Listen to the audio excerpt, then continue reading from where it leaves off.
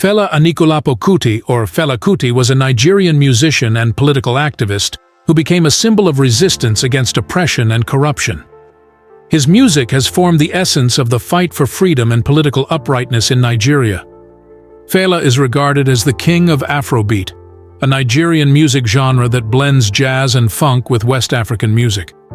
Fela was also known as a charismatic and dramatic performer. His shows featured female dancers and a band with several instruments. Born in 1938 in Abeokuta, Nigeria, during the colonial era, Fela was the son of a prominent women's rights activist, Funmilayo Ransome Kuti, and Reverend Israel Oludotun, an Anglican minister, and the first president of the NUT, Nigerian Union of Teachers. Both his parents were instrumental in the anti-colonial movement in Nigeria. Fela attended Abeokuta Grammar School. Upon graduation, he was sent to study medicine in London. However, he decided to study music instead. His first band was called the Koola Lobitos, which played a fusion of jazz and highlife. In 1969, Fela traveled with his band to the United States, spending 10 impactful months in Los Angeles.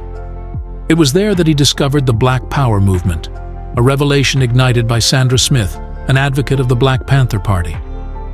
This discovery left a mark on his music and political ideologies and likely birthed his social consciousness.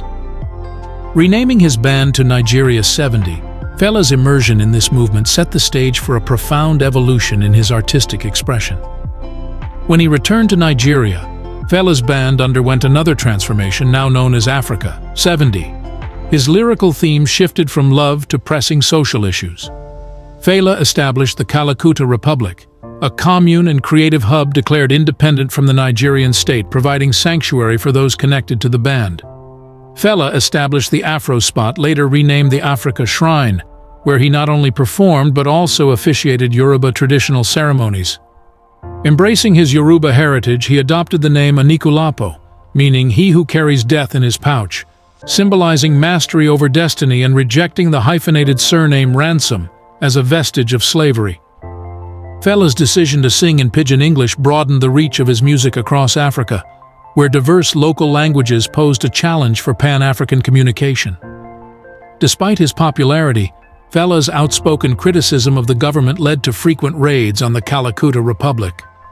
In 1977, Fela and Africa 70 released Zombie, a scathing critique of the Nigerian military. The album's success incensed the government, culminating in a violent raid on the Kakuta Republic. On February 18, 1977, tragedy struck when over 1,000 Nigerian soldiers stormed Kakuta Republic. This brutal raid, known as the Kakuta Raid, was ordered by the Nigerian government under General Olusegun Obasanjo. The soldiers, armed with guns and other weapons, descended upon the compound, setting it ablaze and subjecting its occupants to violence, torture, and humiliation. During the raid, Fela Kuti's mother, Funmilayo Ransome Kuti, was thrown from a window, resulting in injuries that eventually led to her death. Fela Kuti himself was severely beaten, and the compound was left in ruins.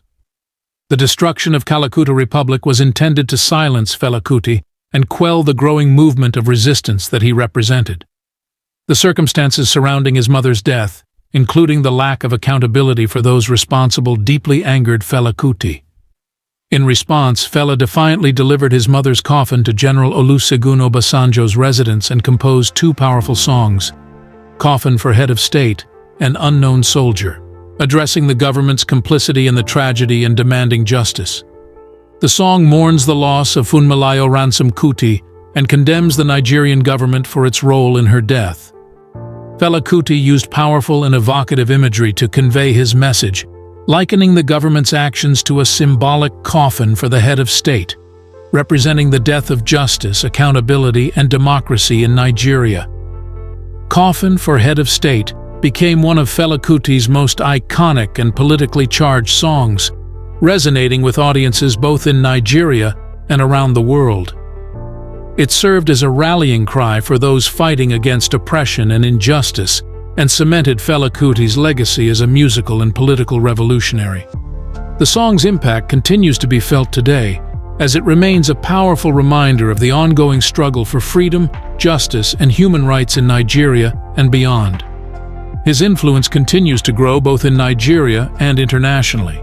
His music inspires artists and activists, and his legacy as a pioneer of Afrobeat remains strong.